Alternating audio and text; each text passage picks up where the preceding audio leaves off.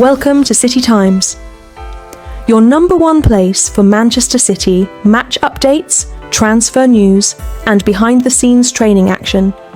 If you love City as much as we do, you're in the right place. Like, comment, share, and subscribe to stay connected with everything happening at the City fans. Let's go, Citizens! Manchester City's strongest lineup after Mark Guéhi transfer and injury returns. Manchester City are reeling after the Derby Day defeat, but the future looks promising for the Blues. Manchester City need to pick themselves up and dust themselves off after Saturday's disappointing 2-0 defeat to Manchester United at Old Trafford. While the Blues had plenty of possession, they failed to make that dominance count, with Senne Lammens having a straightforward afternoon in the home goal. Arsenal's draw at Nottingham Forest later in the day, followed by Aston Villa's defeat to Everton on Sunday, ensured damage limitation in terms of the title race. City can also be buoyed by the knowledge their team will look a lot stronger once players return from injury. Pep Guardiola's side have also been busy in the transfer window, and while Antoine Semenyo had a quiet game on Saturday, he has already shown glimpses of exactly what he can offer. Following him through the door at the Etihad Stadium is expected to be Crystal Palace captain Mark Guéhi. The England international has proven to be one of the best defenders in the Premier League in recent seasons and adds yet another good character to the dressing room. Arguably, City have the strongest goalkeeper department in the Premier League, if not world football. Plenty of clubs would love to have a player of Stefan Ortega's ability as their third choice, and that's before you look at the two men vying for the number one position. James Trafford showed in the 2-0 victory over Newcastle in the Carabao Cup he would be good enough to be the first choice for City or other Premier League clubs should he be asked.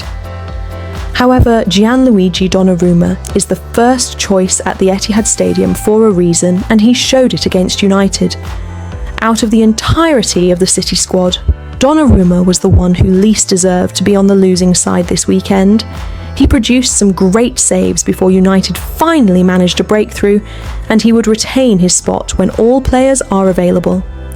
Once Guéhi arrives at City, he should slot straight into the lineup for the Blues, injuries permitting or not. At Palace, he played in a back three, but the change to a back four should not be a major issue for him. Who partners Guéhi at centre-back is the big question. Out of the current crop of players though, Ruben Dias is the obvious choice. Both Max Alain and Abdulkadir Kusanov are doing a good job filling in during the injury crisis, but Dias, when fit, offers a lot more experience to that backline. Josko Gvardiol could be moved to left-back, where he has played frequently for City under Guardiola. Nico O'Reilly has done well in that position, but considering what the Croatian can offer the Blues, he just about gets the nod. Picking the defensive midfielder in the strongest City lineup used to be an easy decision. However, Nico Gonzalez has proven to be a very solid option for the Blues, while Rodri has been recovering from his injury issues.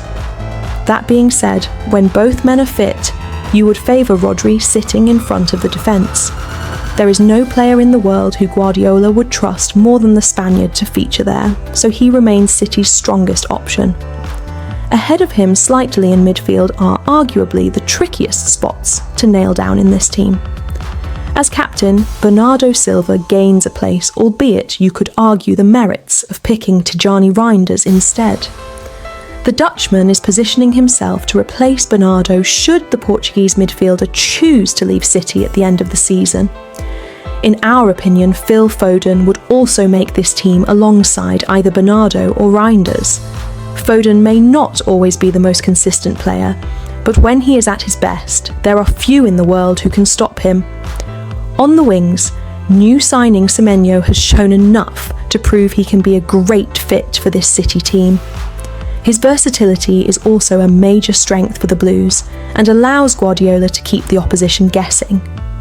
Joining him on the flanks could be Jeremy Doku, with Semenyo playing on the right and the Belgian on the left. However, it would be tempting to see Ryan Cherki on the right and Semenyo on the left. Turkey has been a revelation for City and adds something different for the Blues. Of course, that would then leave just one position reserved for Erling Haaland to lead the attack. Manchester City confirm new Claudio Echeverri loan after Bayer Leverkusen disaster. Claudio Echeverri has joined Girona on loan from Manchester City for the second half of the 2025/26 season, subject to international clearance.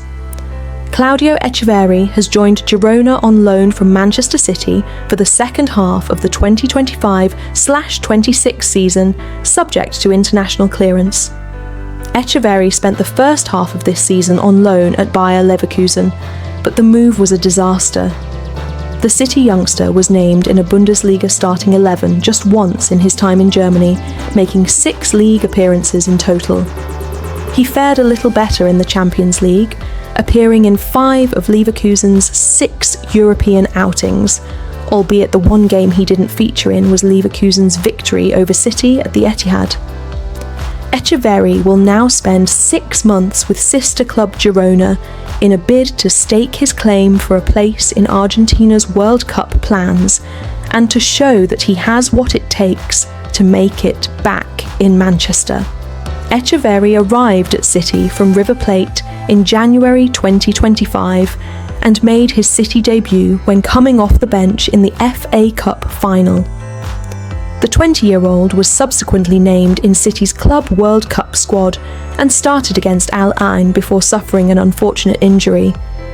In a statement released by the club, City wished Echeverri the very best during his time in Spain. He joins a side currently sitting in 9th place in La Liga. Despite being in the top half of the table, Girona are just 5 points above the La Liga drop zone. An impressive run of 3 wins on the spin has helped reduce the club's relegation worries. The reasons Man City moved for Marc Guéhi became clear versus Manchester United. Manchester City were well beaten in the Manchester derby, as goals from Brian Mbomo and Patrick Dorgu gave the home side the win. It was a derby day to forget for Manchester City, but the prospect of Marc Guéhi arriving to strengthen a squad in desperate need of defensive reinforcements does at least mean brighter times could lie ahead.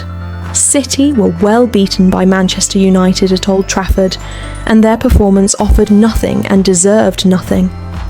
A victory in midweek at Newcastle United means City have 1 foot in the Carabao Cup final, and a similar outcome in Norway against Bodø/Glimt on Tuesday could secure a top 8 Champions League spot. Not that that will offer much comfort to Blues fans in the hours and days after Saturday lunchtime's defeat. But the capture of Guéhi is a show of intent from Pep Guardiola and Hugo Viana.